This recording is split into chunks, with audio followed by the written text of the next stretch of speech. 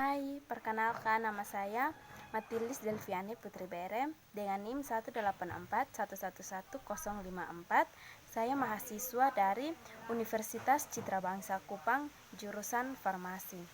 Di sini saya akan menjelaskan seputaran kimia medisinal.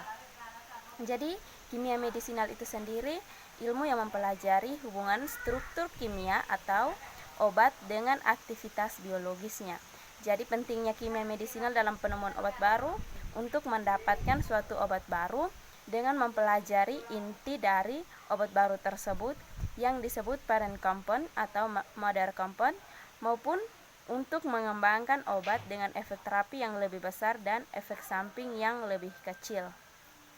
Untuk mekanisme kerja obat dengan reseptor sehingga bisa bekerja secara agonis maupun antagonis berdasarkan efek terhadap reseptor intrinsik tubuh. Yang pertama, agonis. Jadi efeknya itu menyerupai senyawa endogen yang mampu memberikan berikatan dengan reseptor fisiologis. Yang kedua, antagonisnya. Efeknya itu meniadakan efek agonis, di mana antagonis bisa dikatakan sebagai inhibitor agonis. Jadi karena adanya antagonis, pekerjaan dari agonis terhambat karena dapat menghalangi agonis ini. Untuk pengaruh sifat fisikokimianya itu sangat penting. Jadi sifat fisika kimia itu merupakan dasar untuk menjelaskan aktivitas biologis obat, karena sifat fisika kimia sangat penting. Sifat fisika kimia ini merupakan dasar untuk menjelaskan aktivitas biologis obat, karena sifat fisika kimia memegang peranan penting dalam menentukan metode yang tepat untuk formulasi suatu sediaan farmasi atau obat, sehingga didapatkan suatu sediaan yang efektif, stabil, dan aman.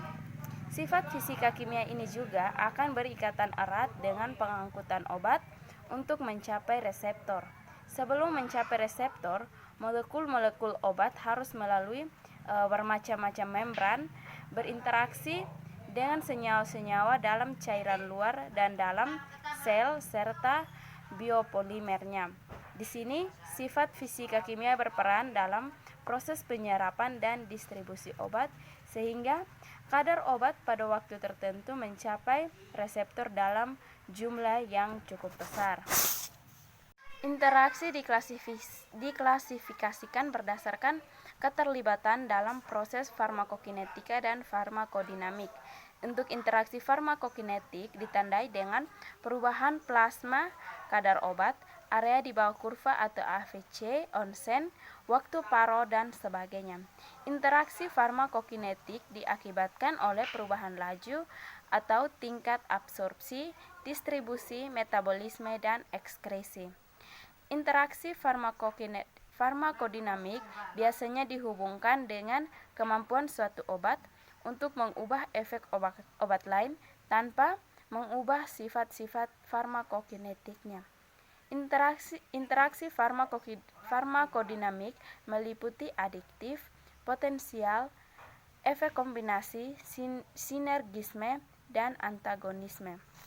Untuk interaksi farmakokinetiknya, yang pertama, absorpsi saluran pencernaan meliputi kecepatan dan jumlah, dipengaruhi oleh formulasi farmaseutika termasuk bentuk sediaan, kelarutan obat dalam lemak di samping pH, flora bakteri, dan aliran darah dalam organ pencernaan yang meliputi usus besar, usus halus, usus 12 jari, dan lambung.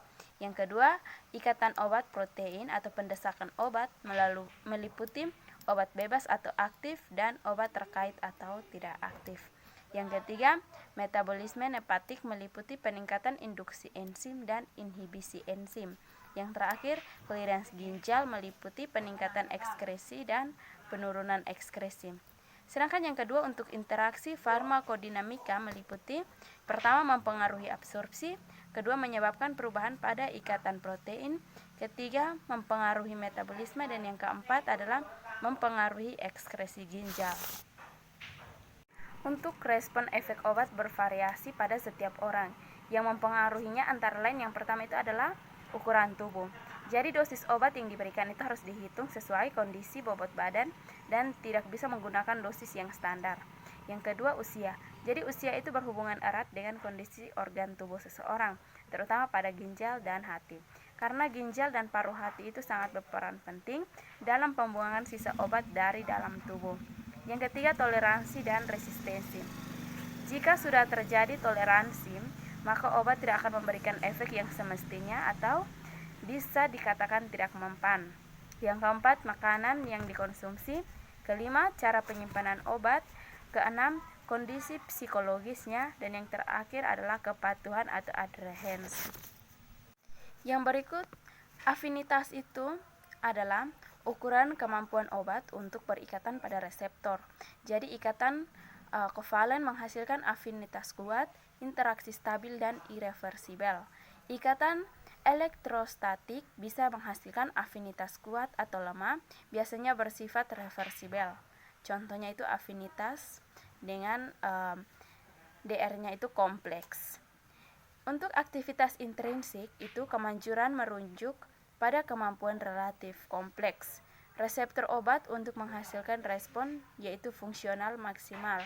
Contohnya maksimal respon untuk agonis bisa berbanding dengan maksimal respon untuk seluruh agonis. Adapun pengaruh fase farmasetik, farmakokinetik dan farmakodinamik terhadap aktivitas obat. Jadi untuk fase farmasetik atau biofarmasinya, tablet dengan zat aktif, kemudian tablet akan pecah dan menjadi granul pecah, zat aktif terlepas dan larut. Kemudian obat tersedia untuk resorpsi. Selanjutnya untuk fase farmakokinetiknya, resorpsi tersebut kemudian di metabolisme, didistribusi dan ekskresi, dan obat tersedia untuk bekerja. Kemudian untuk interaksi dengan reseptor di tempat kerja kemudian akan menjadi efek, itu merupakan fase farmakodinamiknya. Jadi untuk fase biofarmasi atau farmasetika adalah fase yang meliputi waktu mulai penggunaan obat melalui mulut sampai pelepasan zat aktifnya ke dalam cairan tubuh. Fase ini berhubungan dengan ketersediaan farmasi dari zat aktifnya di mana obat siap diabsorpsi. Kemudian, fase farmakokinetiknya adalah fase yang meliputi semua proses yang dilakukan oleh tubuh setelah obat dilepas dari bentuk sediaan yang terdiri atas absorpsi, distribusi, metabolisme, dan ekskresi. Sekian penjelasan singkat saya mengenai materi kimia medisinal. Terima kasih.